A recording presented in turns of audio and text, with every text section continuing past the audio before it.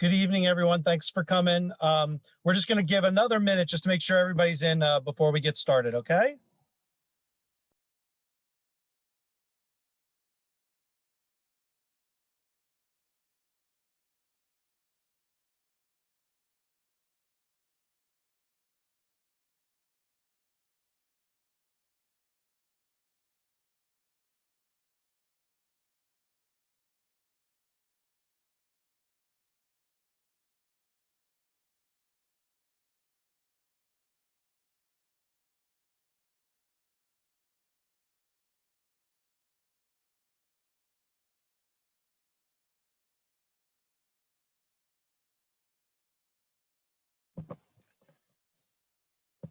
So I see a park. I'm going to promote to a panelist. Hopefully this is our principal and not somebody from Parks and Rec.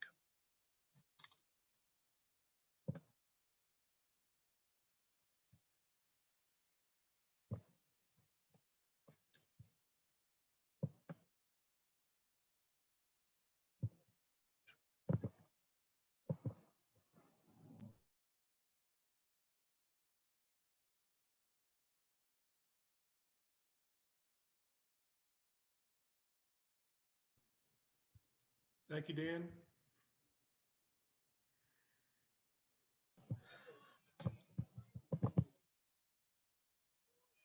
All right. So I have, I think I've got everybody that is potentially going to speak or answer questions tonight up. Good evening and welcome. We appreciate everybody coming out this evening. Tonight, we're going to be presenting for your StudioJAED. Our architects are actually going to be presenting for you tonight the proposed renovations. We now are up to schematic design. This is our public input session. And based on feedback we get tonight, final schematic design revisions will take place. And then the plan is for next Tuesday, I think it's next Tuesday, for the board to vote on this plan. So with that said, I am going to turn it over to Pam. Let me do a couple ground rules. I apologize. Let me do just a couple ground rules. In front of you, you should see two boxes. One is a Q&A and one is a chat. So we are going to go through all that's in the Q&A, and we're going to try to answer those questions and or record those questions if we don't have answers.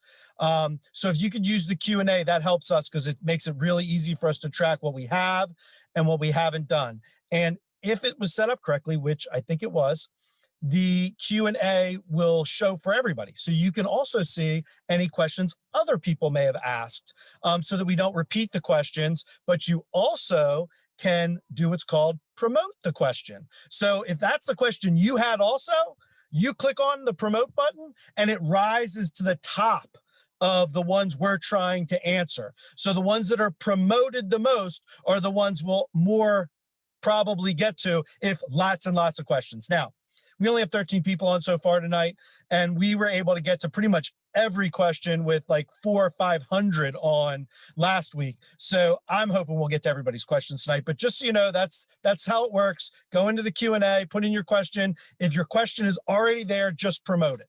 All right. So with that said, I'm going to turn it over to Pam from StudioJAED, who's going to go through our presentation. Great. Thank you, everyone. Really appreciate you attending and looking forward to any of the comments that you can provide. It's great to have your insight. And so we're going to go ahead and jump in. Again, we are going to review the proposed renovations and expansions to Downs Elementary School. So just as a quick list of conversation points, we're going to go through the scope parameters. We'll review the planning methods and efforts. We'll take an opportunity to review how we bridge our program to the concept, and then ultimately share with you what are the next steps. All right, scope parameters. Overall, in its boiled down state, there are 4 new classrooms. It will be a 2-story addition, and it is planned to accommodate the Chinese immersion program. From an overall site perspective, the site is pretty limited where we could consider the addition. And we did take consideration of possibilities of 1-story as well as 2-story locations. Ultimately, the way to maximize the space and minimize the impact to the rest of the site, because as you can see from this image right here, there isn't a lot of space, green space between the existing building and what is already used as play space. So we were looking for any opportunities to connect onto this particular site. As you will see moving forward in this image back here, we'll point to it as a point of reference. The doors that you're looking at from the rear of the building to the right of that is where the gymnasium is. So this is the only central access into the building from the play area. How did we get to where we are? The very first step that we took was we had some wonderful work sessions with different participants within the building that understand how they do school now, how they deliver the educational program, so that we would be able to be more informed about what works, what's changing, and how they would like things to be able to support them in delivering education in the future. Lots of really healthy conversation. Big picture, we nail it down to these primary bullets. We try and understand what is the program capacity, what do they need to prepare for, and what that size of space needs to support. It's also really important to understand the movement of students, right? And the spatial relationships and how you manage the students and what that needs to look like. We also took a deep dive in understanding the program activities and the environmental considerations. So what types of things do they need to have easy access to within the space itself to make teaching more effective and more flexible? Then we also really spent some time talking about built-in and fixed fixtures and loose furnishings, and how that has differed and changed over time, and how it's impacting how they teach today. And then lastly was classroom technology and other supporting equipment. So these were all, each of these were a very specific individual conversation, and we boiled it down. And after that, took some time to go through, really toured all the existing classrooms. People are very willing to share what works now and what is less functional. So we talked about open notes. We shared all of our conversation amongst all the participants, got a lot of great feedback, and ultimately we generated an educational facility specification. That ed spec helps us translate what we heard into a very detailed list of characteristics, so that when an architect and an engineer goes to actually design a space, it's the framework, it's the structure by which we use to make sure that we don't lose anything in the process. From that, we delivered or developed a preliminary concept plan and took that back to the original group to share and get their ideas and thoughts, and then shifted some things around again. And so from that, we're going to share with you tonight with some of the feedback and some of those preliminary designs. In order for you to understand a little bit better about what the outcome of our conversation was, the ed spec didn't just give those characteristics, but we also kind of gave some parameters on what, in the end, did these 4 new classrooms need to provide. And some may say, why did you go through such a process when this is just an addition, right?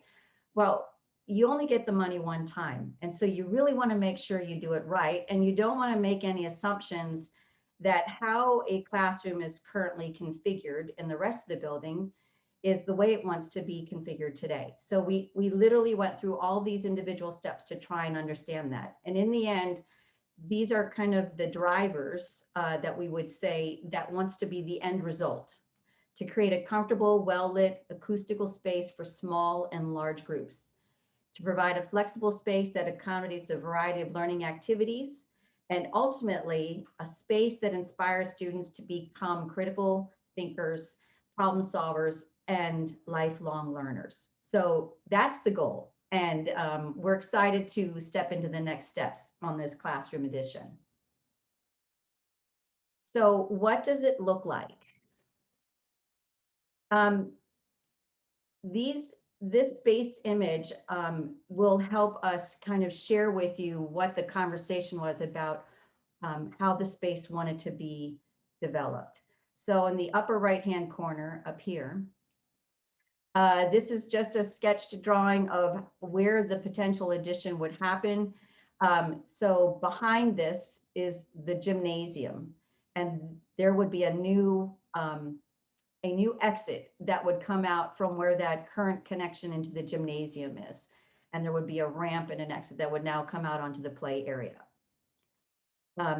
As far as the layout, the proposed layout of the classroom based off of our work with the educators, you would enter the classroom, and on the wall, for all intents and purposes, I'll use north as the top and south as the bottom, not necessarily how it's oriented in real life in the actual structure, but on the south wall, that becomes kind of the classroom storage. And it's also where there would be a wardrobe with lockable storage for the teacher, for their supplies and things like that. But it also provides an opportunity to store any classroom materials. There is an open section in the center here that would be able to host the cart that would be where the individual computers are stored and are recharging. So there would be a planned space for that to be within the space without something that's necessarily just floating, but can be randomly in the classroom. So this becomes a wall that really is supporting all the academics. Across the west wall, we call this our teaching wall. And every wall is a teaching wall, to be honest, because we know teachers use every single surface they can to create a learning opportunity.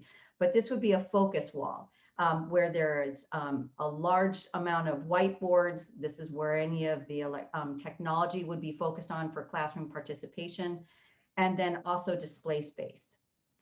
On the north wall is very important, which is to have the windows and the light coming in, all the access to natural light.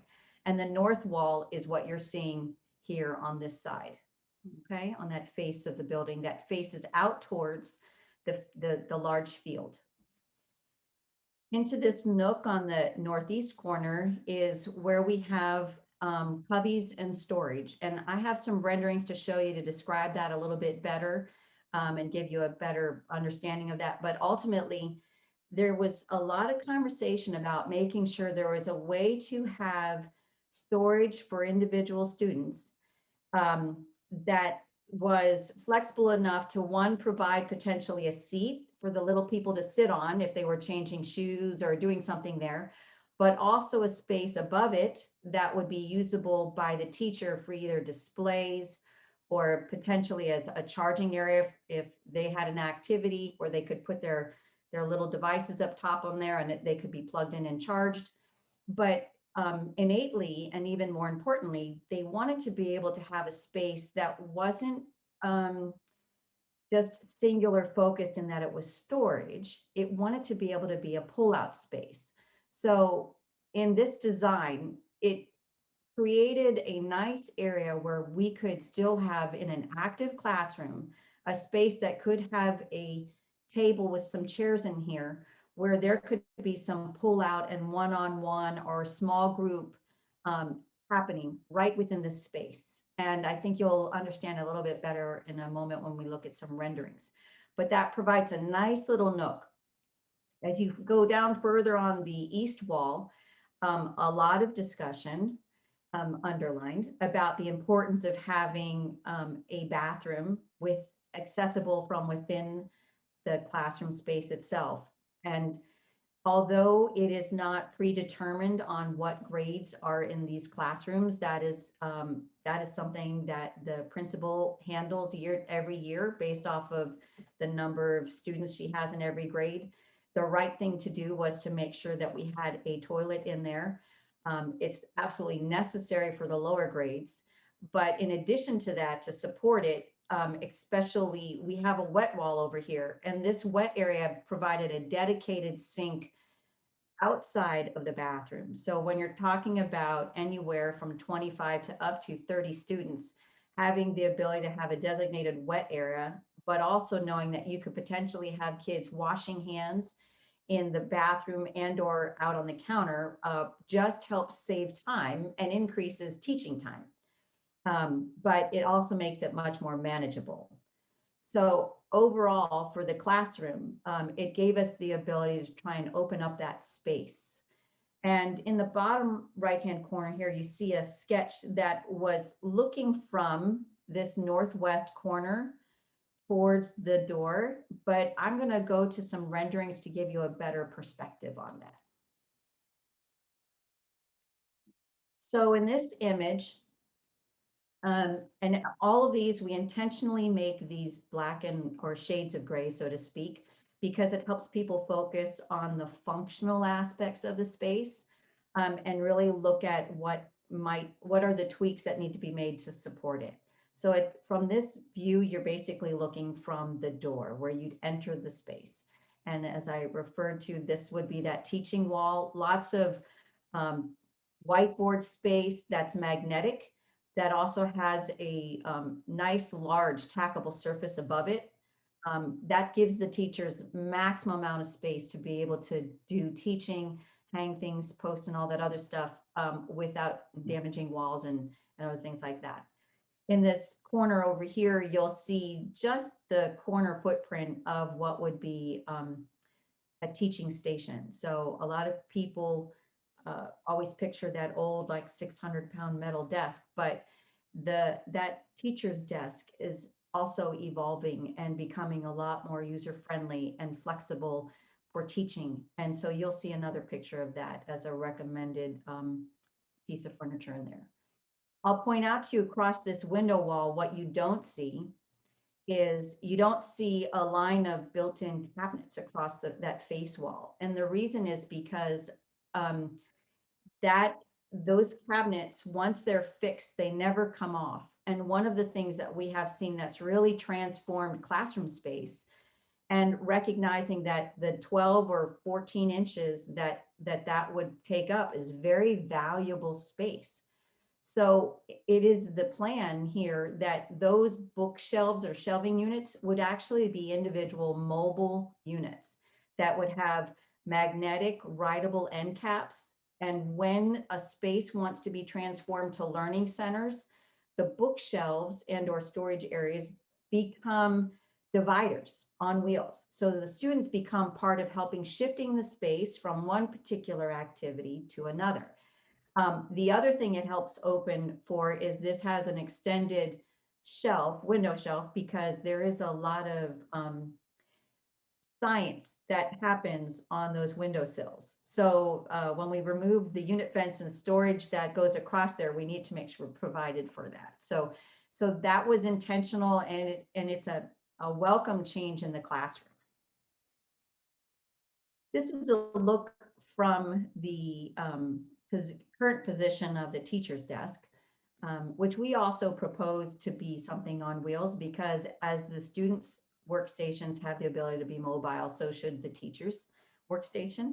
You can see here on the right, here's a picture of the proposed wet wall and wet station. Again, a lot of times when there's a lot of art and projects going on, anything that would land on this counter should also assumed will be wet. It's just like home, water spreads. And so we wanted to have a designated area that could be a little bit more managed and without the threat of things being damaged. This door right here is the access door into the bathroom, but it also presides with the extension of this shelving unit where the cubbies are. There's a nice half wall here that would protect the door from going open and potentially being, where a student would be hit by the door. Now in this picture, we're viewing directly into the cubby area.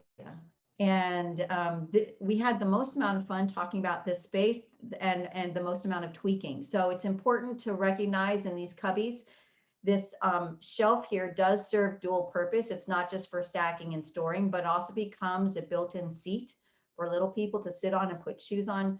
Instead of having an open cubby underneath where teachers and others have to get down on their hands and knees to pull or find whatever else has been thrown under there, each student would also have a designated drawer, so that becomes their space as well. This counter area, very, very valuable to the teacher, because then additional outlets can be provided along these walls. The back shelf is actually a little bit deeper by request by the educators, so that they'd have a little bit more flexibility for some other items in that space. And then obviously overhead cabinets, right? So that all of this is key to try and help keeping the space looking clean, things put away where they need to go, but at the same time incredibly functional. And again, if you notice here, we have proposed a dropped ceiling that creates a little bit, when you're in a space with a drop ceiling, it kind of just quiets everybody down. You kind of, we call it like a cave mentality. You get a little bit quieter and it becomes a soft study space. And this is where it would be perfect to have another table that could be pulled in here if there is a pull out for this small group. And we don't lose the functionality of all of that square footage in the space, and don't lose connectivity to the rest of the classroom.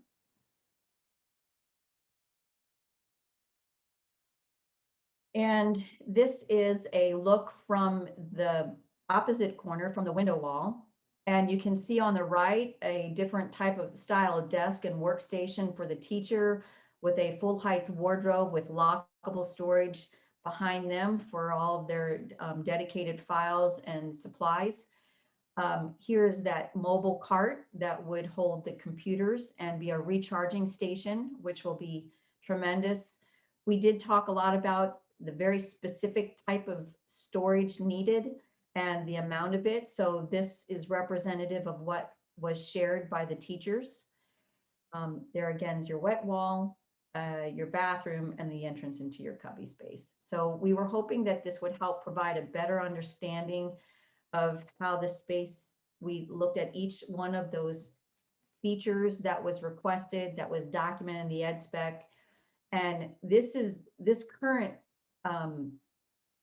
graphic and these renderings are representative of changes that were made through the process in conversation with the teachers and the educators. So next steps. As shared, we will take, and I'm looking forward to seeing if there's any questions that are posted, because it will obviously make that available to get your feedback and hear any comments that you may have, but then also to review those with the district.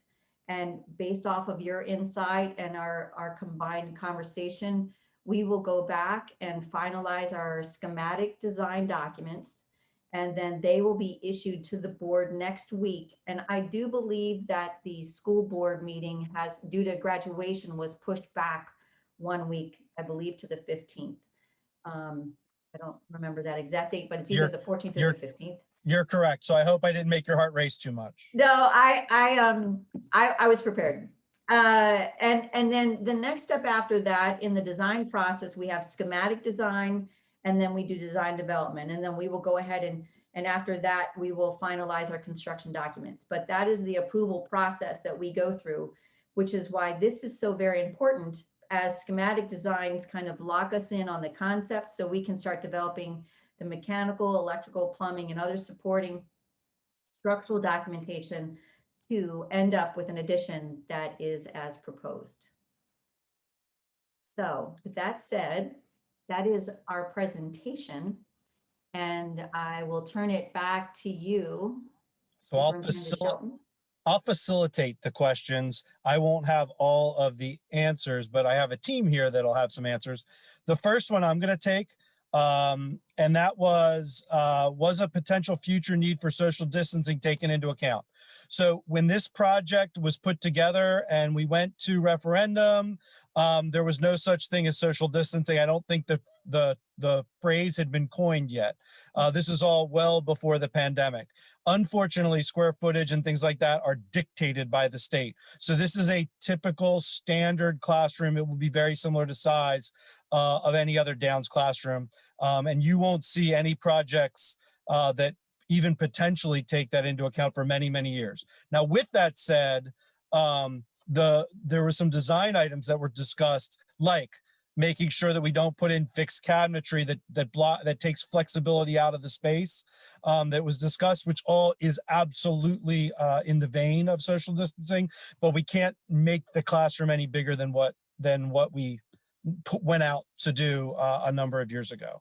So that was the first one. There was another one that I read a minute ago, flooring. What's going to be underneath the sink to make sure that we don't have wet floors out in the classroom for kids to slip on? Are you handing that off to me? I'm going to hand that to you. Sure. Okay, so the district already has a product that they use for the flooring that is similar to VCT. It's an upgrade from that, but anything above that would simply be, there would be a rug that would be put under there, a non-slip rug that could be provided. The counters are all, a counter is pretty standard in every classroom, and in most cases, the way the casework is designed, there can be a lip on the edge that basically helps prevent the water from going off the edge. I don't know if there are any needs at this point for a rug or to be in any classroom floor at this time. So it's never the intent for water to land on the floor. So the goal is always to keep it on the surface. We just know with little people, when they wash their hands, it usually just walks with them. So getting through that process is they're learning to wash and dry and all those other things. So we call it a wet wall just because we want to recognize that anything else that may be on that surface, it is the teacher's experience that things in that space tend to get wet, not from water from the sink itself, but from the students learning to dry their hands and all those things. Okay, thank you. I'm going to answer a couple of quick, easy ones. Just one toilet per class. Yes. In elementary schools, that's sort of the new thing. We do a co-ed bathroom, one student at a time, one in, one out. The next one that was sort of easy is, where's it going to be located and when would construction start? It's on the back of the building, sort of behind the gymnasium. And we're looking at probably, George, when would construction start? It would not start until the spring. So you basically have a 6 to 8 month design period, which we're at the beginning stages of right now. So I would think that a good goal would be to put this out to bid right around the first of the year. And then to move into any type of construction we can do while school is still in session, and the majority of it to be done during the next summer. Thank you. So then the next one is about costs, building materials. So absolutely, we've seen almost 40% increase in building materials. All of our projects are being affected by that. So the overall scope of this is pretty much set. It's 4 classrooms. There's not a lot you can do as far as, oh, well, we'll make the gym smaller, or we'll, not put as many seats in the auditorium. Like, this is a pretty small project. So we don't have those big ticket items that we can change. However, there will be, I'm sure, a number of alternates that are put together in order to ensure that we can get this project in on budget. It is going to be a tight project. Looks like George wants to chime in with additional there, or were you just adjusting your seat, George? He was adjusting his seat. Okay. Nodding my head in agreement is what I was doing. So when would they be ready to use? So we're going to start work in about a year, and when would they be ready to use? Go ahead, George. Yeah, Pam, do you have that construction schedule in front of you? I don't have the construction schedule from me. Pam, do you have when the final certificate of occupancy is expected? So I don't have it in front of me, and we can confirm that as part of an overall response to this meeting. But the expectation is that the construction would be less than a year. So if it starts in the summer of next year, it would be ready for the school year, the following school year. I think Perfect. there is a chance you could, if necessary, move in early. I would anticipate about 9 months of construction on this project, just from the scope of it. So if you started in this coming spring of 22, actual construction, that would probably put you right at the beginning of 2023, where they would be able to be occupied. The next one is if Ms. Parks is here and can take this one, do we know what these classrooms are for? In other words, do you know how you're going to reconfigure the building once these 4 classrooms are finished?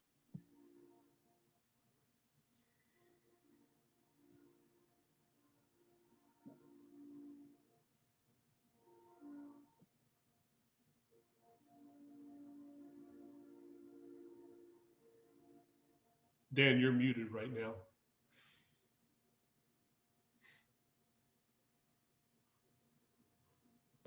Sorry, I was muted and she was muted and we were all over muted. So I've just put Ms. Park back in and she's going to take that question. So right now I'm anticipating that it is going to be second grade on the bottom floor and third grade on the second floor. But it's really going to depend on numbers and how I can reconfigure, but that's what I'm looking at right now. And then I don't know who wants to take this one. Is there a reason why the cubbies are so far from the door? I'm thinking that kids walk in, may want to drop their things right away. So there's a couple of opportunities here. I know that it may look far, but in reality, the total square footage, and when you see the space in person, it's really not that far. But there's some other opportunities that space does provide, that whenever we're looking to also provide a means that is coverage, so to speak, if there was a safety or security issue, and I'm going to scroll back my this classroom, this cubby area, if you notice, is a little bit more visually reserved from the door. So if there was ever any concern and we needed to have what we would call like a hide in place, so to speak, this would be a place where they could also all sit and be able to have a resting area, right? If there was a reason that they needed to have a secured place. So it is a conversation that is part of design. It's not something that we ever intend to happen, but it is part of the conversation when you're working through figuring out what's the best space. But when you're in a space that is 850 square feet, this really doesn't feel very far. So I can take the last question there. How will the noise affect students during spring testing? So we're very sensitive to construction noise during a project, especially how it affects the educational process. So during spring testing, we actually have a project right now in the city of Wilmington where we have stopped any type of construction that would affect the testing that goes on in the spring. So there are several options that we can use. We can work a second shift if we're or we can just delay the construction until the testing is finished. But we are going to be very sensitive to how it affects the educational process. Thank you, George. I couldn't figure out where that was going. Thank you. I appreciate you figuring out where the answer was at. I apologize for misunderstanding that question. The last one is, it says, Ms. Park, obviously, depending on what these new rooms be set out basically for the largest grades. No, not necessarily. It's going to depend on how I can lay out the other rooms. For example, you know, if kindergarten's going to take more space, I sort of like them down, isolated away from everybody else. So it's just going to depend on what the rest of the layout looks like.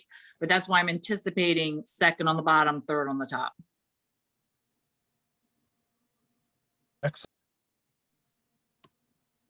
Are there any other questions that anybody has? If you have just a general comment, you can put that in the chat also. The one thing, it is off behind the cafeteria, not the gymnasium. So if some of you have the picture in your mind of the gymnasium, it's more behind the cafeteria and where our entryway is to the recess area right now between the cafeteria and the main hallways. Sorry about that. That was my mistake. And it's also connecting, there's that stage area that is right in the cafeteria. And that's what always makes me think of it as the gym, but it's your multi-purpose space. Yes.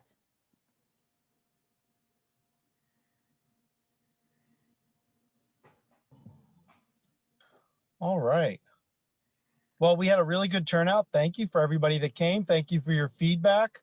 If there's any additional feedback that that you think of afterward, Alva, do you have an email address that people can send additional comments to?